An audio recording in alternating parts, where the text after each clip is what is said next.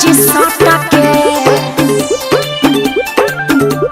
रहेलो राजा जी कहे फटफट के ले लो मजा तनी पिया जी सबके निमन हमरा लेवो कर प्रसाद बा। बाहर वाली जिंदाबाद जिंदाबाद जिंदाबाद। काहे के घर वाली में नइखे सवाद। अरे वाह जरा सा चमड़ा क्या लटक गया भतार साला भटक गया बाप रे बा घोर कलजुग आ गया छी छी ऐसा उम्मीद ना रहे। मैं हतो हरा मेरा बनसा बात बात नहीं पड़ो संत जिंदाबाद।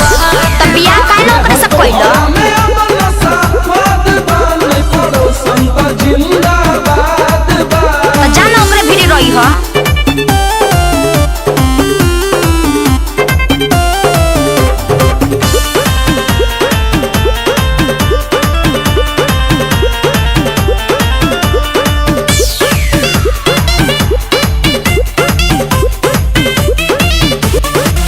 मोगी 10 दिन ला नई हड़का चल गइल दाल पर रोशन से तोहर तक गल गइल देखो हम सुधार लो।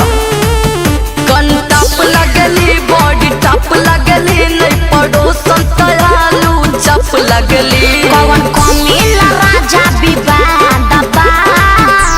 घर वाली फॉर्मेट करेंगे बाहर वाली सेट करेंगे घर वाली हाय हाय। बाहर वाली आए हैं वाह दूधू को सेट करेंगे छुछू नर कहीं के थुथुन देखला शीशा में। आई एम हीरो 8वां पास। जा को देलो सत्यानाश। मैं हतो हरा मेरा बनसा बात बात नहीं पड़ो संत जिंदाबाद। लाज नहीं खिलावत बोले में। मेरा बनसा बात बात नहीं पड़ो संत जिंदाबाद बा।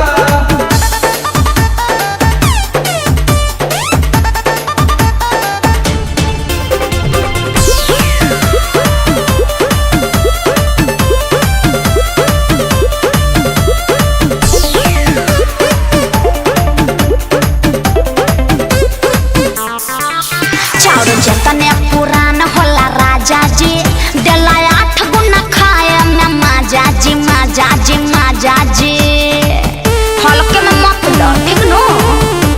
अनाज लगली चटकार लगली नहीं पड़ो संतयम के अचार लगली। सत्यालाल बाबू न कहराय अंदाजा बा।